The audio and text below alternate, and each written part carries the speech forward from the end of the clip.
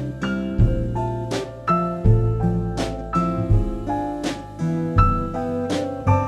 morning, family.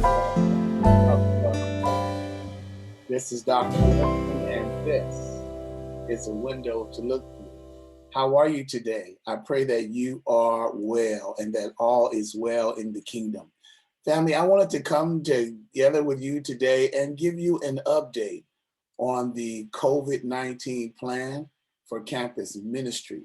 As you know, the task force and I met several weeks ago to prepare for our Easter Sunday morning experience. And I'm praising God today for the wonderful success that we had. We're grateful for you and your participation. I wanted to follow up with you today to give you an update on CDC Status, and that's the California or Center for Disease Control in California, and wanted to just give you an update on the soft launch and reintegration program for the New Beginnings Church as we go forward, beloved. First of all, the state of California and the national CDC has given us some indicators for attendance in local congregations. We are in what we call is the substantial phase. That is the second tier from the top in the COVID-19 virus. We are able to enter back into the sanctuary and in our classroom spaces, but to do it at a 25% maximum occupancy. So those are smaller groups, of course, with social distancing, mask wearing, and all the necessities for staying safe in this time. And so on this particular document, this time today, I want to just talk to you about some of the updates that are happening in the country. So we're looking at the data. The data is teaching us that adjusted case rates and daily new cases are still around 100,000 per day. There's still a high positivity rate, and the 7-day average for all COVID-19 tests are coming in constantly, so we can monitor these as a local task force for your local church. Our health equity metric, which means a positivity rate per area or county, is teaching us that at the 7-day average of all COVID-19 tests performed are positive for the lowest quartile and according to the Healthy Places Index. So based on hospital numbers, based on positivity rates in clinics and things like that, that's how we acquire this information to determine if it's safe for families to enter back into the local sanctuary. And this is why it's important that we constantly remember that the vaccines need to be taken so that we can all become safer and healthier and not only protect ourselves, but protect others. So as we go forward, we're discovering that counties must address COVID-19 in all communities to open further. So including making sure the positivity rate in certain neighborhoods, the health equity metric, does not significantly lag behind overall county positivity rates. These efforts need cross-sector and broad partnerships to succeed. So the health equity metric is only used to decide whether a county can move to a less restrictive tier. So you can learn more about this if you go to the California Department Health website and look at the various tiers, and they'll give you information for how we move from one tier through the other. There are 4 tiers that we're moving through at this time. What I want to address today is how, I want to give you just a little information, how our county will be able to move between risk levels. So there are 2 measures to determine how counties move through tiers: case rates and positivity rates or test positivity. We've been tracking these things according to the CDC through regular progression and accelerated progression. To move to a higher tier with a regular progression, a county must meet the case rate and test positivity thresholds for that tier for 2 consecutive weeks. So accelerated progression requires that test positivity and health equity metric are especially low with a declining case rate to move to a less restrictive tier. So when the numbers come down and there's less positive tests, then the county understands now we can move to a lesser tier and where there are fewer restrictions. And so what we've been able to see here in California, because people are getting vaccinated and because our numbers are slowly going down, we're able now to change tiers. Now, these are some reasons why we can do this and reasons why we can have some activities while businesses and others stay closed. Activities in businesses that have a lower risk of spreading COVID-19 are allowed to open sooner. So higher risk activities or businesses aren't allowed until later tiers or until that number comes all the way down completely.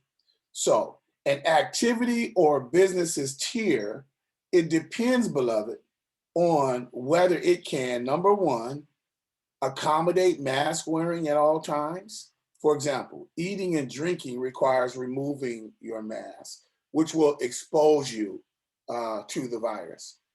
If a business or a church can allow physical distance between individuals from different households, that's good. If a church can limit the number of people per square foot, if it can limit time that an individual is at the business or activity, if it can limit time of exposure, if it can limit mixing of people from different households, if it can limit amount of physical interaction of visitors and patrons, if it can increase airflow, such as operating outdoors or opening windows and increase outflow with windows and doors open, if it can limit activities that are known to increase the virus, things like singing, shouting, heavy breathing.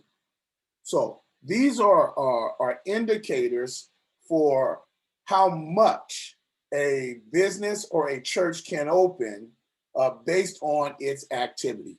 Now, based on that, we have developed a NBCBC 120-day plan or our soft launch.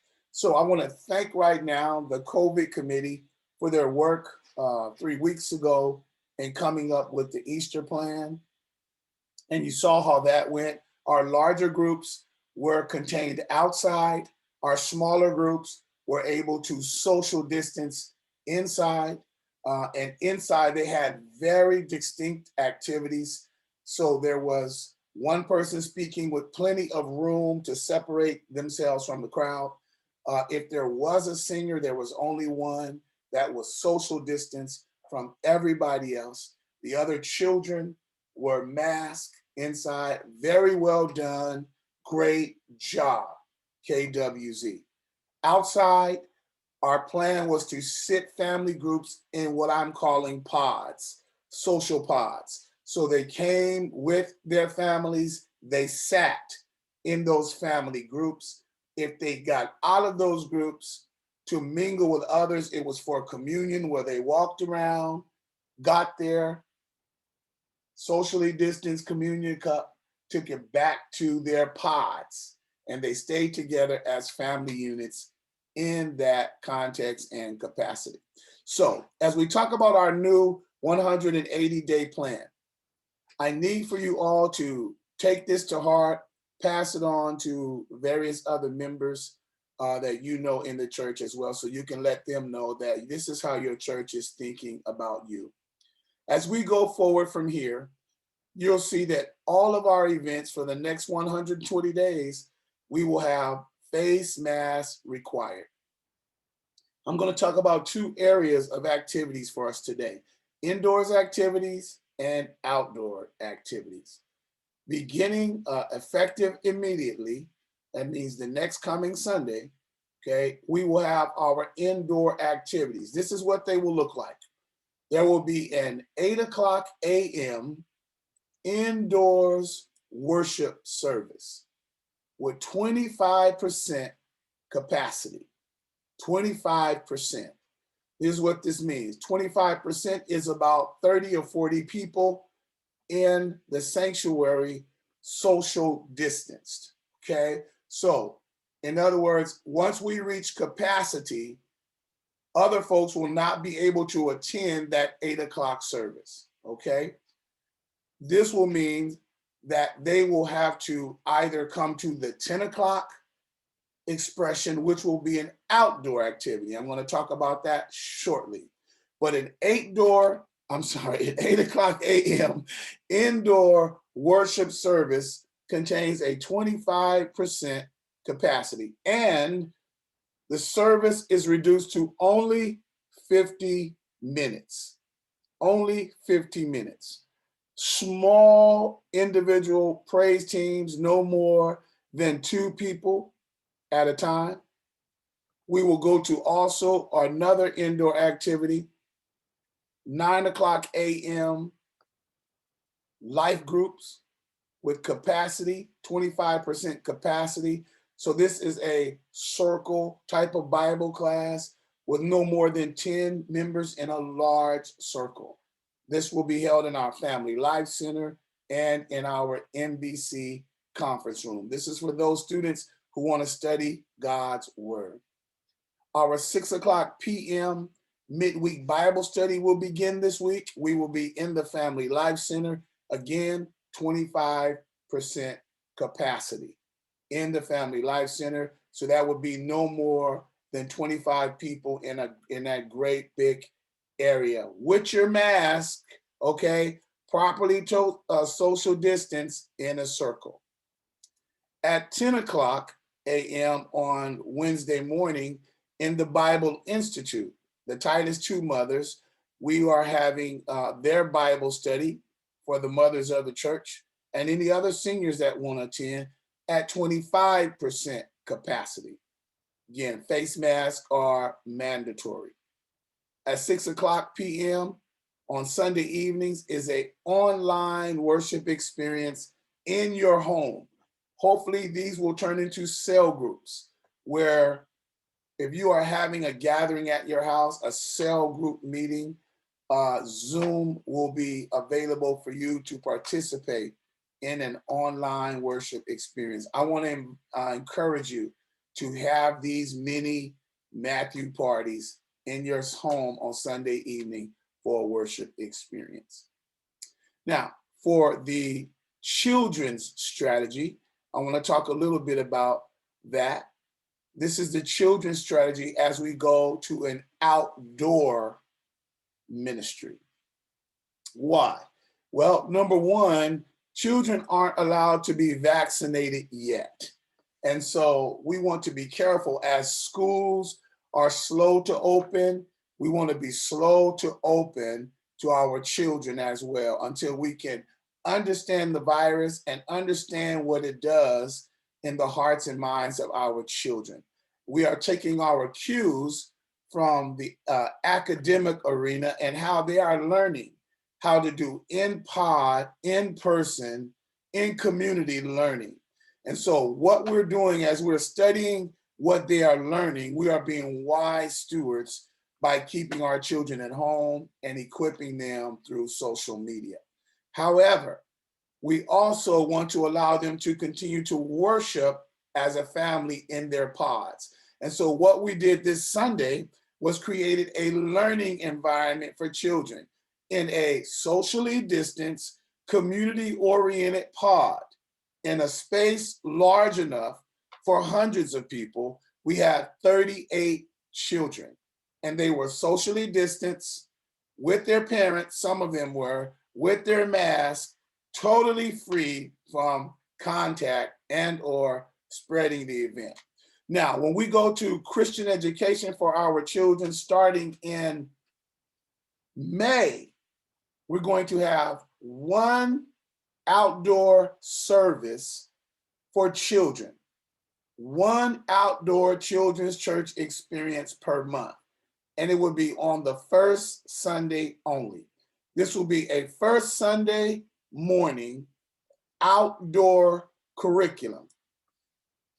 It will involve outdoor social distancing, games, meals, snacks, and a shorter service of 20 to 50 minutes.